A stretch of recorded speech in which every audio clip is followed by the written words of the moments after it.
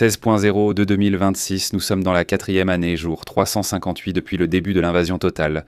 Soyez les bienvenus, je vous salue. Voici le rapport de situation du jour où nous examinerons plusieurs attaques. Nous allons également examiner quelles déclarations contradictoires le ministère russe de la Défense fait encore une fois, et ce que nous allons aussi regarder. Voici les commentaires des blogueurs militaires russes sur la situation actuelle au front, très intéressants, ainsi que d'autres sujets. Demain, une forte attaque aérienne contre l'Ukraine est attendue. C'est ce que pensent de nombreux analystes, car il y a dans la mer Noire plusieurs croiseurs lance-missiles russes qui ont de nouveau pris la mer. La plupart du temps, cela indique une attaque majeure imminente. Il semblerait aussi que la flotte de bombardiers stratégiques russes à Engels II soit de nouveau en alerte opérationnelle. Ce qui signifie que nous pouvons probablement nous attendre à une attaque aérienne assez lourde dans un peu plus de 30 heures. Actuellement, une attaque se déroule à Belgorod. Sirène, explosion, tentative d'interception. Les images ressemblent en quelque sorte à ce que l'on connaît habituellement des villes ukrainiennes, sauf qu'ici, il s'agit du territoire russe. La direction russe avait pourtant annoncé tôt après l'invasion la création de la soi-disant zone tampon en Ukraine. Elle devait protéger la population russe des attaques ukrainiennes et empêcher des offensives comme celle d'aujourd'hui. Belgorod devait donc rester hors de portée des forces armées ukrainiennes. En réalité, c'est le contraire qui s'est produit. La ville reste vulnérable et il semble que cela va continuer. C'est en fait assez remarquable d'un point de vue militaire. Une zone tampon n'est pas un terme politique, ce n'est rien d'abstrait, c'est une promesse opérationnelle. Celui qui l'annonce s'engage aussi implicitement à contrôler le territoire et à sécuriser sa propre profondeur. Le fait que cela n'aboutisse pas montre une limite logique, liée au personnel, à la logistique ou à la tactique. À cela s'ajoute que les forces russes sont engagées sur plusieurs fronts, principalement sur le front Est et aussi dans la région de Zaporijia. Le Donbass engloutit du personnel et du matériel sans fournir de percées décisives. Lorsqu'une offensive atteint son point culminant, c'est-à-dire le moment où de nouvelles attaques coûtent plus d'efforts qu'elles n'en rapportent, alors, chaque tâche supplémentaire, comme la création d'une zone tampon, alors que peu de progrès sont réalisés sur le front principal, constitue donc une charge supplémentaire de ce type. Belgorod devient ainsi le symbole d'un problème. La profondeur stratégique que l'on voulait créer ici n'existe pas. Au lieu de cela, la guerre s'étend de plus en plus à l'intérieur du territoire russe. Et plus ces attaques se produisent de fréquemment, plus il devient évident qu'une simple promesse ne remplace pas un contrôle opérationnel. Il y a bien une autre tentative d'agrandir une zone tampon, ici dans la région autour de Soumy. Les chaînes russes rapportent également que dans cette région, où ils voulaient établir cette zone tampon, la 83e brigade russe a été attaquée avec 100 soldats le 13 décembre. Entre-temps, tous sont désormais code 200, ce qui signifie sur le champ de bataille qu'ils sont morts. Vous voyez donc, même dans ces zones avec les zones tampons. D'ailleurs ici, la 83e brigade se trouve dans la région où se forment les zones tampons. Les pertes y restent très élevées, presque aussi élevées qu'à la ligne de front principale, alors qu'il y a en fait moins de combats ici. Mais maintenant, cela devient intéressant. Même l'un des canaux Telegram militaires les plus connus et les plus fidèles au régime en Russie se montre assez irrité. Et cela est remarquable. Le canal informateur militaire a parlé ouvertement d'un mélange de comique et de triste, après que le ministère de la Défense se soit apparemment contredit lui-même. Le déclencheur a été une visite du chef d'état-major Valéry Gerasimov auprès du groupe de troupes centre. Dans les rapports du matin, il était indiqué qu'à Menograd, appelé Dimitrov par la Russie, les combats se poursuivent. Seulement environ 30% de la ville serait sous leur contrôle. Mais attendez une seconde, où se trouve Menograd ? Regardons la carte, car chez moi, la zone est en orange. Ici, près de Pokrovsk, nous voyons Pokrovsk ici. En fait, tout cela est pratiquement sous contrôle russe, je l'ai déjà indiqué comme une zone russe sur la carte. Là-haut, il y a d'autres combats en direction de Rudinsk. Ils durent depuis presque un demi-année, et ici, au nord de Menograd, il n'y a pratiquement aucun progrès. Le problème, c'est qu'il y a des combats entre Russes et soldats ukrainiens ici. Les deux camps affirment avoir des soldats dans la ville, ce qui est sans doute vrai. Mais aucun des deux ne peut vraiment prouver que la ville ou certains quartiers sont sous leur contrôle. Les Russes n'ont jamais rien publié ici à l'ouest, donc aucun drapeau de leur part, comme ils le font d'habitude, ni aucune autre preuve qu'ils ont pu atteindre le centre de la ville. Mais les Ukrainiens de l'autre côté n'ont pas non plus pu publier de vidéos où, par exemple, ils attaquaient tirant des soldats russes avec des drones. Celle-ci aurait également eu lieu ici, en périphérie de la ville ou à proximité immédiate. Cela signifie que cette zone reste toujours une zone grise. Mais je l'ai indiqué en orange foncé. car je pars du principe que les Russes dominent tout simplement davantage ici. Vu la situation générale dans ce secteur, ce n'est pas si exagéré. Et c'est précisément de cet endroit qu'il s'agit. Ici, justement, ou ici, Gerasimov affirme que 30% ont été conquis. Il a été précisé que la partie russe et la 5e brigade de fusiliers motorisés combattent des forces ukrainiennes encerclées au sud de la ville.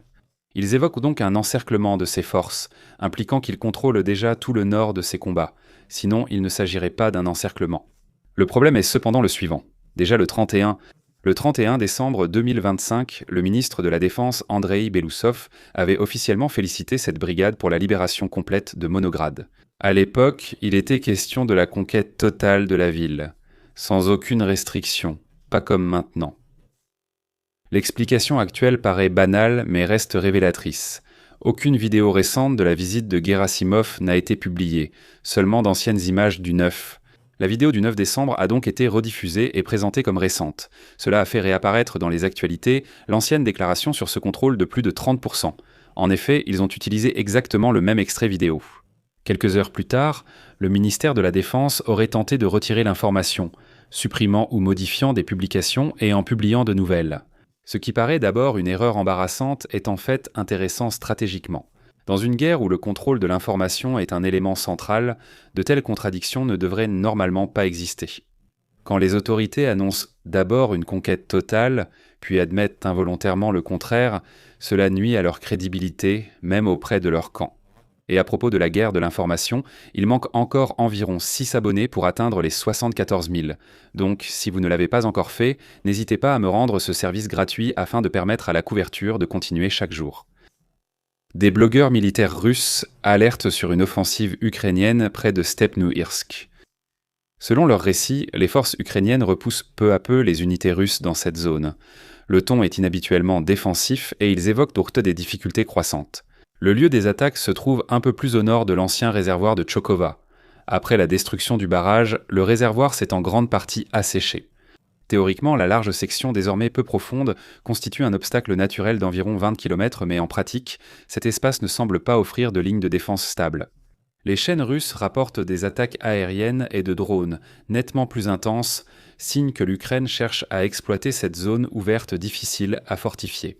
Là où l'eau faisait barrière, il existe maintenant un terrain difficile mais franchissable, notamment pour les drones, l'artillerie et les frappes aériennes de précision. Les plaintes des propagandistes russes sont intéressantes dans la mesure où elles confirment indirectement qu'une pression s'exerce à cet endroit. Lorsque même les chaînes fidèles au régime parlent de problèmes, c'est généralement un signe que la situation sur place est très tendue.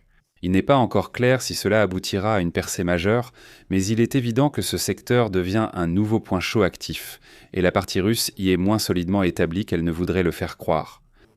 Et si nous regardons cela sur la carte, nous voyons ici plusieurs attaques, surtout depuis cette zone. Ici, à l'emplacement de l'épingle bleue, avons-nous déjà un drapeau ukrainien ? En fait, nous pouvons redessiner cela ici, à peu près comme ceci, et le déclarer comme étant sous contrôle ukrainien. D'autres attaques ont également lieu le long de la route. Les blogueurs russes disent que, selon moi, ce village sera le prochain objectif pour reprendre le territoire. Ce n'est pas vraiment large, on voit ici, dans la zone contrôlée par les Russes, que cela fait au maximum 4 km.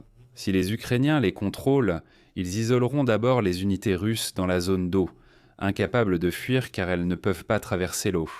Et ils augmentent à nouveau la pression sur Kamianske, qui était encore aux mains des Ukrainiens il y a 2 ans.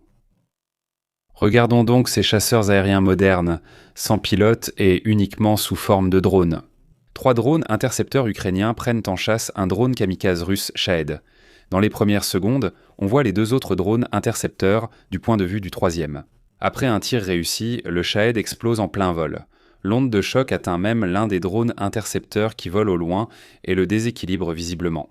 Pendant un instant, il semble perdre le contrôle, mais le pilote réagit rapidement, stabilise le système et reprend le contrôle du drone. À peine la situation sécurisée, la prochaine cible apparaît. L'opérateur la repère vite, lance une nouvelle attaque et intercepte aussi le 2e Shahed. La vidéo illustre l'évolution de la guerre aérienne. Au lieu des canons ou missiles anti-aériens, on observe des drones flexibles et abordables traquant d'autres drones.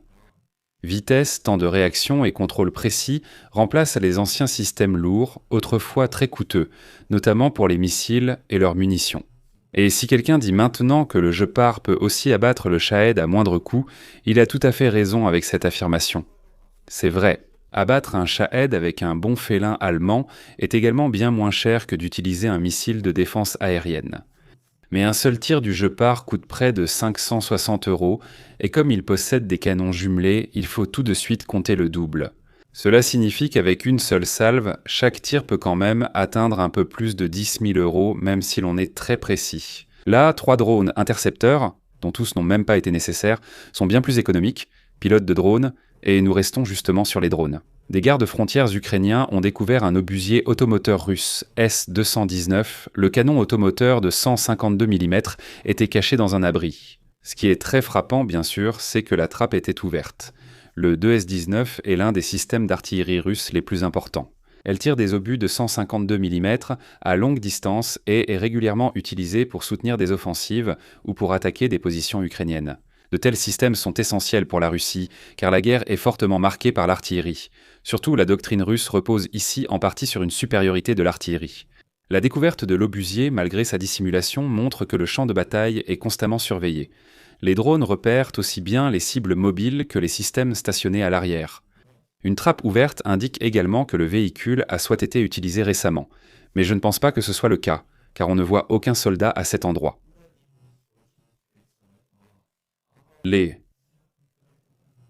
A été découvert, car on ne voit aucun soldat à cet endroit.